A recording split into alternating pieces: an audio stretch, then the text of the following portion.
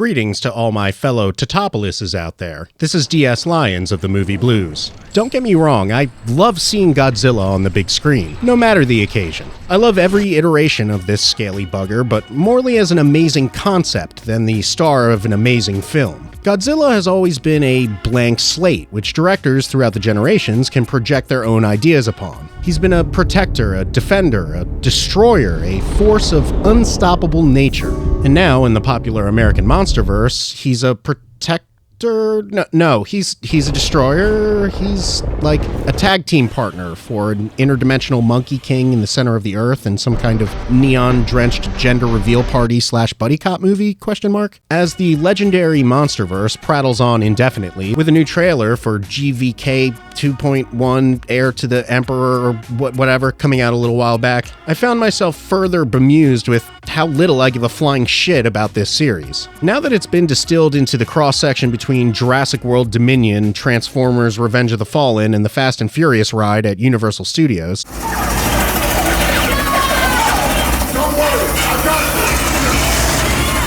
I feel no qualms with bashing the series for what it's sadly become, but it didn't have to be this way. Say what you will about Gareth Edwards' Godzilla from 2014, and plenty of people do, it at least treated Big G with a level of awe, reverence, and respect in his film, which was a serious-minded, ground-level take on Godzilla that I really appreciated, even with its inescapable flaws.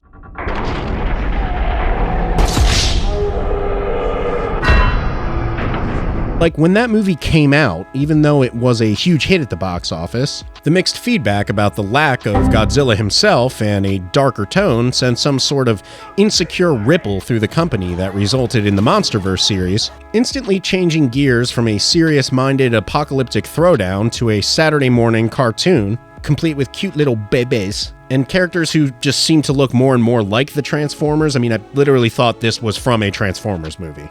Not only that, but the human element has clearly morphed into something far more clownish and exaggerated than the kind of dramatic vibes that Edwards was playing with in 2014. I have to go to the bathroom. Is it one or two? Because if it's two, it's probably from these apples. Hey, you want to use the hand sanitizer that I made?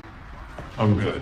That I guess resulted in every MONSTERVERSE movie afterwards having this mishmash of listlessly annoying human characters that populate these films like a rapidly spreading cancer. So I hate to crash the party, but I got some bad news. You could just say news. We lost Godzilla. It's a hollow earth.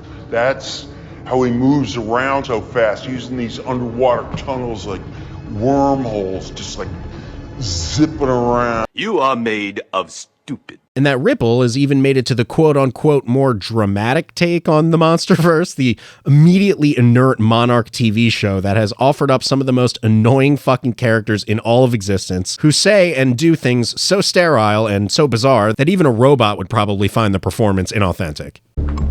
What are you doing? What's your birthday? July 7th. What about your mom? August 17th. But seriously, stop. I'll never get it open. How did you do that? Your birth month, my day. Your mother's month, my mom's day. 55 burgers, 55 fries, 55 tacos, 55 pies, 55 Coke, 100... This retreat on an initial thematic vibe happened with movies like Justice League after the poor response to BVS, which similarly turned its universe into an ugly-ass cartoon to try to appeal to the smoothest brains in the room. Same thing happened to Ridley Scott's Prometheus, in that the insecurities born by the mixed reception to the film caused the producers and the director to retreat to a course correction for Alien Covenant. A change of tone, and ultimately a product that closer resembled the more commercial elements of the overall series, with diminished returns. So the first film in your series didn't please everyone? Well, fuck fans of that movie, now we're pitching softballs. Sorry anybody who liked Gareth Edwards' take on this universe, now you get a cartoon. In the case of Godzilla, the tonal 180 was directed towards a younger audience, offering up a far lighter, more accessible, and ultimately more dumbed-down version of Edwards' vision as it proceeded forward. But that left this series with utterly nothing to say, and sadly, Godzilla being a blank canvas and all, well, the best entries in his series are ones where there's something to say. Shin Godzilla not only offered up the most horrific, memorable, and haunting portrayal of Godzilla ever, but it also provided a staggeringly brilliant yarn of bureaucratic insanity. acting as a parody of the inefficiency of government and showing a side to kaiju mayhem that felt like a mix between the absurd futility of Dr. Strangelove's War Room with the hum and frenetic buzz of Jacques Tati's Playtime. The original Godzilla is, of course, this analogous hell beast that reflected Japan's post-war fears on screens across the world. And without even having seen it yet, I'm seeing it tonight, I can guarantee that the human element of Godzilla Minus One is going to be deeply engaging, with a setting and time period that could potentially offer up some of the densest commentary in Godzilla history.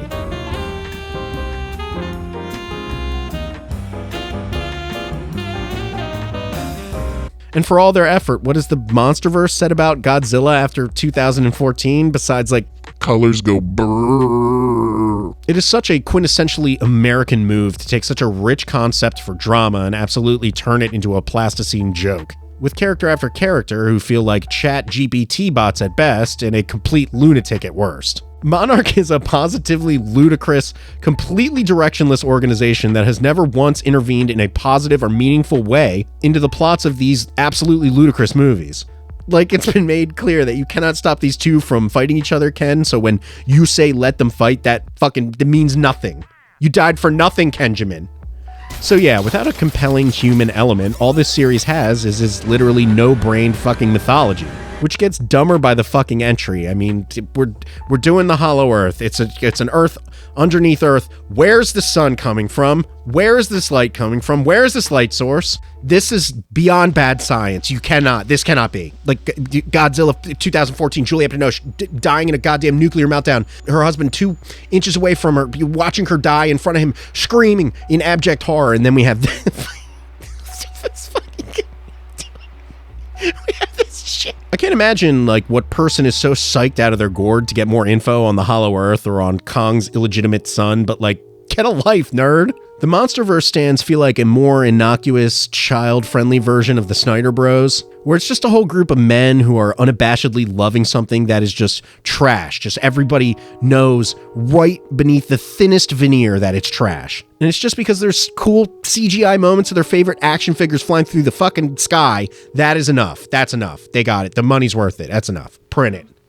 And I mean, I get that. I still own so many action figures, but they're all of, like, things that were good to begin with, that I then wanted to smash together later because I had so much fun imagining what else they could do. That's the opposite here. Like, the action figures come first, and they literally do everything with them. They've smashed nuclear plants and leveled entire Mexican cities and turned the entirety of Boston into a thunder tornado, and, like, nobody cared. Godzilla fucking threw up a goddamn hole through the planet to see Kong in the middle of the goddamn planet. Is there any ramifications for this? I don't know. Has this destabilized any economies? I'm not sure. They're not going to bring it up in this one. Tell you that. It didn't matter. None of this fucking matters. This isn't a series with actual consequences. Like in King of the Monsters, pretty much the entire goddamn world is destroyed, and by the next movie, everything's, like, mostly fine. The mythology of the MONSTERVERSE is just nothing. There's barely anything besides Earth is hollow, big monsters like to fight and are old, and, like, that's the most we've got. Yet somehow that's what all of these movies are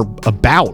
They're just about utter dreck and sci-fi concepts so underbaked that they're honestly not even worth scrutinizing. Like, the idea of making a scientific reaction video or even just a deep dive mythology explained video is even more hilarious to me. I mean, just don't do it. I've bought graphic novels from the MONSTERVERSE as well, and they're about as impactful as a sneeze in a snowstorm. I don't know what that means. It feels right. Making Godzilla movies in the 60s and 70s in Japan with silly human elements is not an excuse to be doing it now. Just like Batman, the 60s TV series, was not an excuse to make just a terrible movie. And the argument that I should just be turning my entire brain off to enjoy a CGI cartoon, I mean, listen to yourself. That might fly to a 9-year-old, fine, sure. But as a lifelong Godzilla fan, there's no excuse to make a Godzilla movie without anything to say, without any kind of point. I don't care if it's for kids and it has a giant lizard. There are so many children's movies that have so much to say, so much to emotionally convey, so much to feel attached and invested to no matter your age. And this ain't it. The MONSTERVERSE continues to coast on its CGI throwdowns alone, and for me, that got tired pretty much the second the credits rolled on King of the Monsters. That movie introduced this whole underground cistern of ancient Aztec-adjacent civilization nonsense that's just not going to pay off.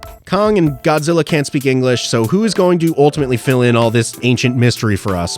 My guess is no one, and it's just mystery for mystery's sake. Leave it to America to not trust a giant lizard and a giant monkey kicking the shit out of each other to entertain audiences. Like, instead, they thought they needed this reptilian vibrator to show up. It's amazing to see another terrible burgeoning cinematic universe pull a Batman v Superman by not realizing that the two titular characters going toe-to-toe for reasons we could invest in would be enough. But instead, there's so much extra fat on the fucking bone, it's like these movies are Tammy Slayton when they could be a post-op Amy Slayton.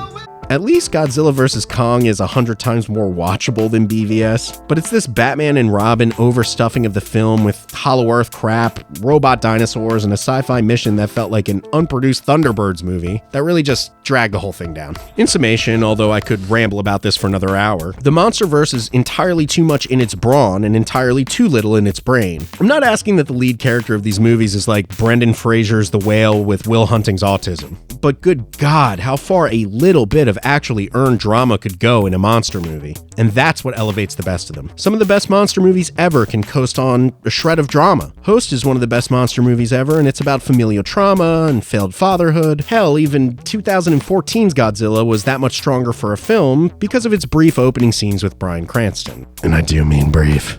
And like, who or what am I supposed to latch onto in any of these movies? Evil Monster Lady? Friday Night Lights? Millie Bobby Brown literally phoning in her performance so hard she could be literally holding a giant phone in every scene? Goofy podcast guy?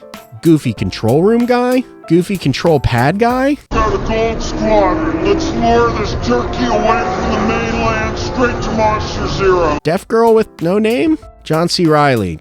Wait, he's dead. John Goodman. Oh, wait, he's dead. Ken Watanabe. Oh, wait, he's dead. Bryan Cranston. Oh, wait, he's dead. Brie Larson? LOL. Wow, Loki? He's too famous now, and honestly, he's probably dead from old age. Sam Jackson? Dead. Kong's parents? Dead. The guys that built this pyramid? Dead. The guy who's running the most evil organization on Earth in one movie and then has entirely disappeared in the other? He's dead?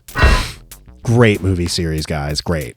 It's like Marvel, but if Marvel only ever brought in an A-list celebrity so they could fucking kill them instantly. The fun of a connected universe is pulling your best characters across the films to create this kind of buzzing, beautiful synthesis of drama that culminates and undulates with every passing story. So if your best characters to drag across films end up being a CGI monkey and a pissed off stink lizard, then all you've got is some flash in the pan and no goddamn meat. So now we're left with a connected film universe that has barely any overlapping characters, a completely bankrupt mythology that surely nobody is actually invested in, and the only protagonists for us to follow are actual cartoon characters that have less characterization than the fighters from Primal Rage. All in all, the MONSTERVERSE is a fail, with more fat and folly than actually good films. MONSTERVERSE fans go wild for maybe the most dramatically stupid of all of these movies, King of the Monsters, and that's solely based on the amount of great YouTube clips this film has generated with its brief but gorgeous battles.